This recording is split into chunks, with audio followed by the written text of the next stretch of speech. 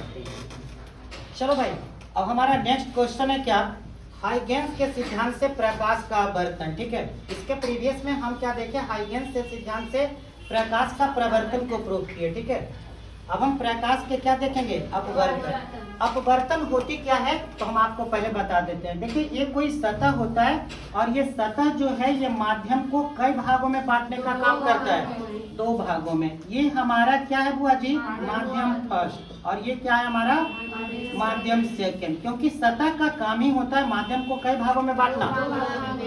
अब यहाँ हमको पढ़ना है प्रकाश का क्या पढ़ना है, अपवर्तन। तो प्रकाश का अपवर्तन क्या होता है कि जब कोई प्रकाश की किरण सतह पे पड़ती है और पड़ने के बाद अगर वो सतह को पार कर जाती है तो इस घटना को हम क्या बोलते हैं, प्रकाश का अपवर्तन। यही हमको प्रमाणित करना है। और प्रकाश के अपवर्तन के लिए जो हम पढ़ चुके हैं कि स्नेल का नियम होता है, और स्नेल का नियम होता है साइन आई बटा साइन आर बराबर म्यू2 बटा म्यू1। इसी को हमको क्या करना है, प्रमाणित करना है। ठीक है, ये जो स्नेल का नियम है साइन आई बटा साइन आर बराबर म्यू2 बटा म्यू1, इसी को प्रमाणित करना है। ठीक है, चलो अब इसके प्रमाणित करने के लिए हम चलते हैं और फिगर पे पहले अध्ययन करते हैं कि फिगर कैसे बनाया गया है।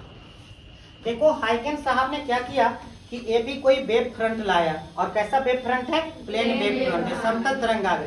ए बी वेव फ्रंट को लाया और ए बी वेव फ्रंट का जो वेलोसिटी था वो कितना था, v1, और ये v1 वेग से आया। जब इस वेव फ्रंट का ए बिंदु किस पर पड़ा, सतह पर पड़ा। इसका वेव फ्रंट का ए बिंदु किस पर पड़ा, सतह पर पड़ा, और सतह पर पड़ने के बाद यहाँ से वेव फ्रंट बनना क्या हो गया, प्रारंभ हो गया। तो ये बिंदु टच किया, यहाँ वेव फ्रंट बना। अब इसका नेक्स्ट बिंदु टच करेगा, यहाँ वेव फ्रंट बनेगा। इसका नेक्स्ट बिंदु सतह को टच करेगा, यहाँ वेव फ्रंट बनेगा। ये इसका ई बड़ा आपका यहाँ पे टच करेगा, इस प्रकार से वेव फ्रंट, यानी कि इस प्रकार का जैसे जैसे इसका जो ये भी वेव फ्रंट का सतह पर पड़ेगा वैसे वैसे नया वेव फ्रंट बनाना क्या करेगा, आपका प्रारंभ कर देगा। जब बी आपका बी डैश पर आ जाएगा उसी समय टी जो है कहाँ पर, एक कहाँ पर आ जाएगा, ए डैश पर आ जाएगा। ठीक है, और इस प्रकार से आपका 2 माध्यम है। यहाँ पर किस कोण से आपको वेव फ्रंट को लाया गया था, आई से, और यहाँ पर क्या आ जाएगा आपका आर। चलो अब देखो यहाँ पे हमने क्या लिखा है कि यदि बी को बी डैश, अब बी को कहाँ पर आने में, बी डैश, बी को बी डैश या ए को कहाँ तक, ए डैश तक पहुँचने में लगा समय कितना है हमारा, टी। तो इसको यहाँ से आने में अगर टी समय लगा है तो उतने ही समय में ए कहाँ पहुँचा है, ए डैश पर पहुँच गया है। ठीक है, तो अब यहाँ 2 त्रिभुज आपका यहाँ पर देखने को मिल रहा होगा। एक त्रिभुज है A B B dash, A B और बी डैश। ऊपर वाला त्रिभुज को देखेंगे, ए बी और बी डैश, इस त्रिभुज को देखेंगे। इस त्रिभुज में देखो क्या पढ़े हो, साइन थीटा बराबर क्या पढ़े हो, लंब बटा। तो इसमें कोण कितना है, तो साइन आई बराबर क्या होगा, लंब बटा कर्ण। तो आई के अनुसार से लंब देखिए और आई के अनुसार से कर्ण देखिए। तो आई के अनुसार से लंब कौन है बुआ जी, बी बी डैश, क्योंकि पूछे गए कोण के सामने वाली जो भुजा होती है वो क्या होती है, लंब होती है। तो यहाँ लंब कौन है, बी बी डैश, और कर्ण कौन है, तो 90 के सामने वाला कर्ण होता है। तो कर्ण कौन है हमारा, ए बी डैश। तो साइन आई बराबर क्या आ गया, बी बी डैश बटा कौन आ गया, ए बी डैश। उसी प्रकार से पुनः हम कौन त्रिभुज में देखेंगे, A B dash A dash, जो हमारा नीचे त्रिभुज बना हुआ है, ए बोलो बी ए बी डैश और कौन हुआ जी, ए डैश में। यहाँ भी हम साइन आर लेंगे, तो साइन आर बराबर फिर से देखेंगे लंब बटा कर्ण। तो आर के अनुसार से लंब, तो लंब जो पूछे गए कोण के सामने होती है वो लंब होती है। तो लंब कौन है, ए डैश, और कर्ण कौन है हमारा, ए बी डैश, क्योंकि ये 90 है और 90 के सामने वाला जो होता है यही कर्ण होगा ना। तो यहाँ पे अब आप एक बार दिमाग में बना के रखेंगे कि सर ठीक है त्रिभुज तो लिए थे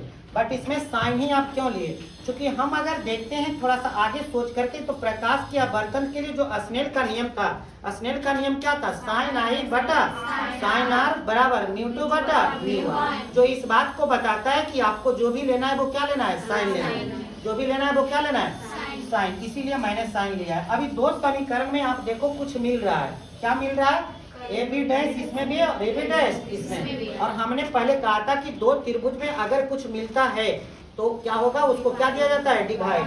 मैंने इक्वेशन फर्स्ट डिवाइड इक्वेशन क्या कर दिया है, देखो ए बी डैश और ए बी डैश क्या हो गया हमारा, सो मेरा बच क्या गया है, साइन आई बटा साइन आर बराबर क्या हो गया, बी बी डैश बटा ए डैश। फिर साइन आई बटा क्या हुआ जी, साइन। अब देखो बी बी डैश है क्या, तो बी बी डैश एक दूरी है, क्या है बेटा जी, दूरी। अब दूरी बराबर क्या पड़े हो, चाल इंटू समय। तो देखो इस दूरी जो है बी बी डैश में, उस समय उसकी चाल कितनी है, तो चाल v1 है, और समय उसमें कितनी है, t। सो बी बी डैश को हम कितना लिख सकते हैं, v1 इंटू टी। उसी प्रकार से ए डैश भी क्या है बेटा जी, दूरी है। और दूरी बराबर क्या होता है, बोलो, चाल इंटू समय। बस देखो ए डैश में जो चाल है वो कितना है बेटा जी, v2 इंटू समय कितना है, t। यानी कि ए डैश को हमने लिखा है v2 into T. T cancel हो गया, तो साइन आई बटा साइन आर बराबर क्या बचेगा, v1 बटा v2। अब देखो यहाँ तक तो आ गया, बट स्नेल का जो नियम था वो आप अभी क्या बोले थे कि साइन आई बटा क्या था, साइन आर बराबर म्यू2 बटा। अब इस भी को हम किस में बदलना है, म्यू में। तो एक फॉर्मूला बताए हैं, म्यू बराबर क्या होता है, सी बटा भी। तो म्यू बराबर जब सी बटा भी, तो भी बराबर क्या होगा, सी बटा म्यू।